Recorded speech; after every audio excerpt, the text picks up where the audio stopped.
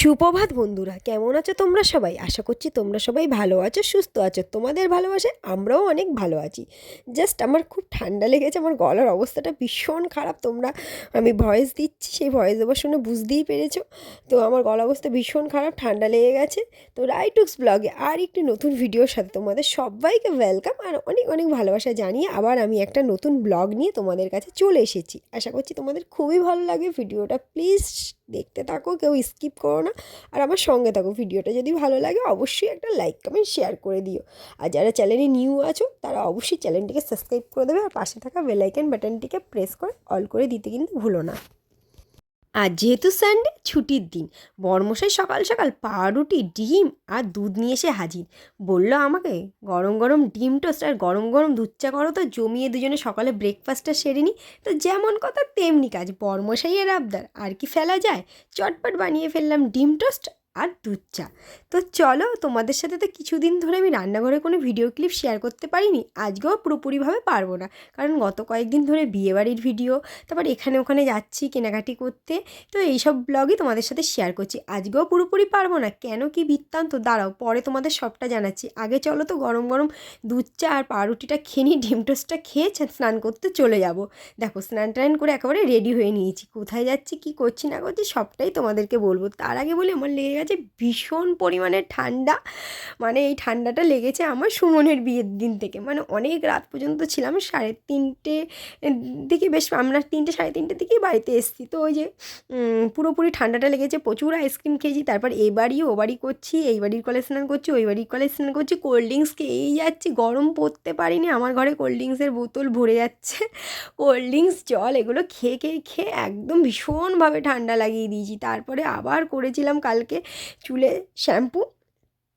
তো আর প্রচুর, মানে ওখানে গিয়ে আবার আইসক্রিম খেয়েছি, আর প্রচুর লেগে গেছে আবার ঠান্ডা। গলার ভয়েস শুনে তোমরা বুঝতেই পারছো। তো দেখো, আমরা সব সাঙ্গপাঙ্গরা মিলে রেডি হয়ে কিন্তু এখানে জমাট বেঁধেছি, একজোট হয়েছি। সবাই মিলে যাব আজকেরে। কোথায় যাব বলো তো, বলে দেবো? চলো বলেই দিই। সবাই মিলে চললাম শেষবেলায় স্বর্ণরভার দাদু ভাতে। গুনগুনের ছেলের আজকে রাইস সেরিমনি, সেখানটাই আমরা যাচ্ছি।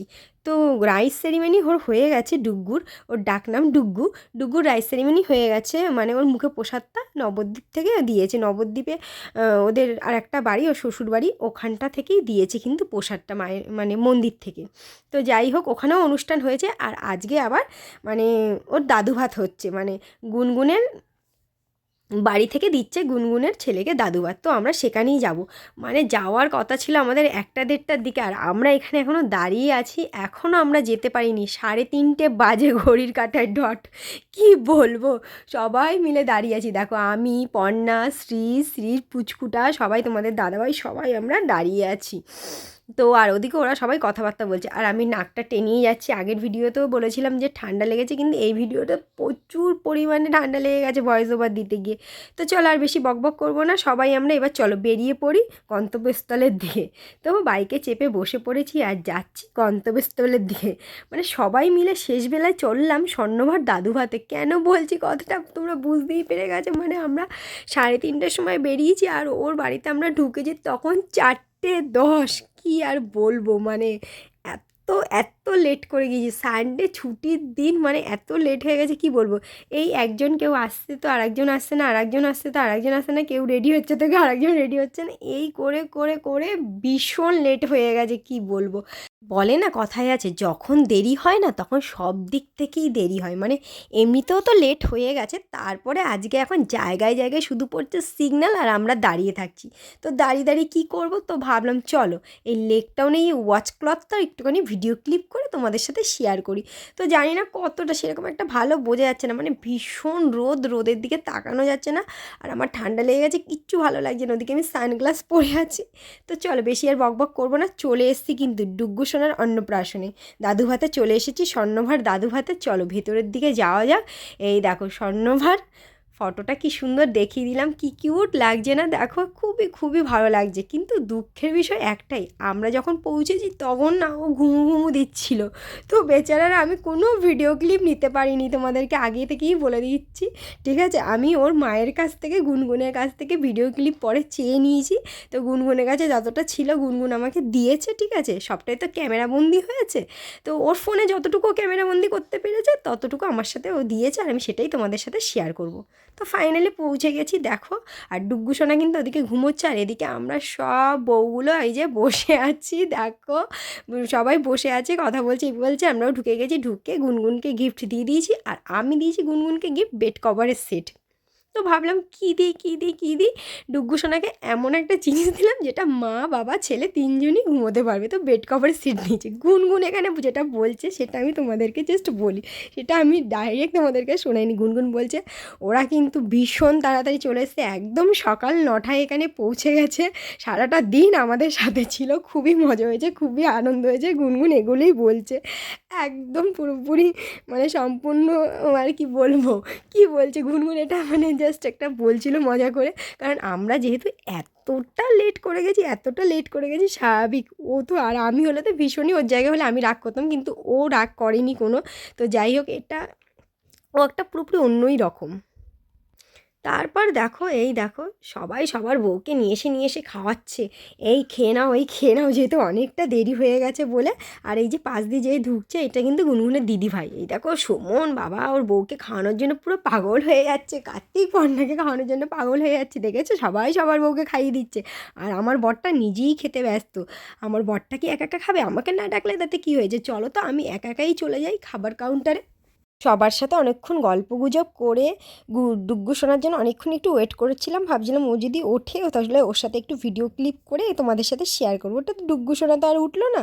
তারপর সবার সাথে একটু গল্প কথাবার্তা বলে সোজা চলে এসেছে স্ট্যাটাসের আইটেমের কাছে। সবাই দেখো খাওয়া দাওয়া শুরু করে দিয়েছে, আমি একাই বাকি ছিলাম।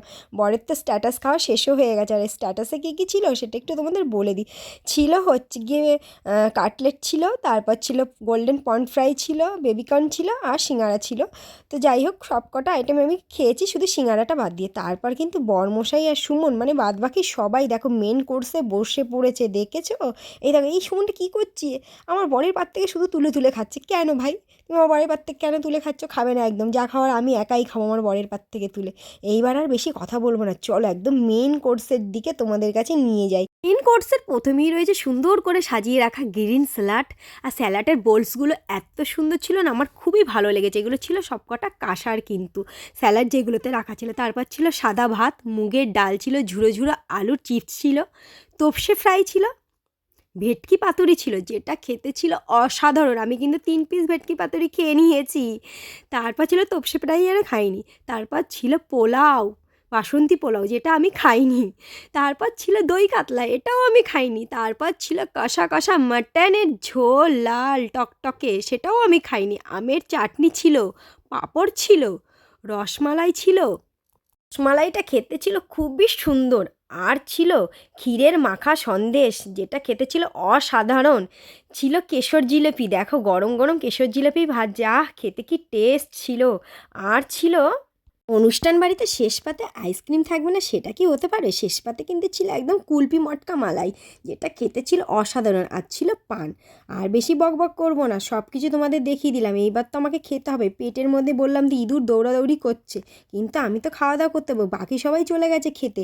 তার আগে ডুগ্গু সোনা কী কী খেয়েছিল চলো তোমাদের সাথে একটু শেয়ার করে ফেলি। তোমাদের তো প্রথমেই বললাম ভিডিওর শুরুতে, আমার কাছে কিন্তু ডুগ্গু সোনার কোনো ভিডিও ক্লিপ করা ছিল না। ডুগ্গু সোনার মাম্মামের ফোন থেকে কিন্তু আমার একটু নেওয়া, আর অনেকটাই আছে, সেগুলো হচ্ছে সব ক্যামেরা বন্দি, সেগুলো এডিটিং হবে তারপর আসবে। তো আস্তে আস্তে প্রচুর সময় হয়ে যাবে, তো অতক্ষণ তো আর আমি ওয়েট করতে পারছি না। তো এই যে চট জলদি দেখো ডুগ্গু সোনার মায়ের কাছে যা যা ছিল ভিডিও ক্লিপ, সেগুলো আমি নিয়ে তোমাদের সাথে শেয়ার করলাম। এই দেখো ডুগ্গু সোনা দাদু ভাইয়ের কোলে বসে নাচি নাচি করছে, কত আনন্দ। আমি আজকে ভাতু খাবো, এবার থেকে আমি রোজ ভাতু খাবো। ডুগ্গু সোনা যেহেতু মুখে প্রসাদ হয়ে গেছে ঠাকুরের মন্দির থেকে, তো এবার আজকে তো অনুষ্ঠান পর্ব হচ্ছে, ডুগ্গু সোনার বাবার হাতে খাবে না, না আমি আমার বাবার হাতে আজকে একদম খাবো না, আমি আমার দাদুর হাতে খাবো। আর একজন কী করছে, ডুগ্গু সোনার হাতে রেড রোজ দিচ্ছে। ডুগ্গু সোনা বলছে না, আমি এখন গোলাপ ধরবো না, আমার গোলাপ দেওয়ার মতন এখনও কোনো সঙ্গী আসেনি, আমি এখন ধরবো না। আমার যখন বয়স হবে তখন তোমাদের আর কাউকে গোলাপ দিতে হবে না আমার হাতে। এখন তো আমি মাছের মাথা ধরবো, আমি এইসব খাবো। ডুগ্গু সোনার দিদান ডুগ্গু সোনাকে খাইয়ে দিচ্ছে, ডুগ্গু সোনা তো খেয়ে নিলে, এবার চলো আমিও খেতে চলে যাই।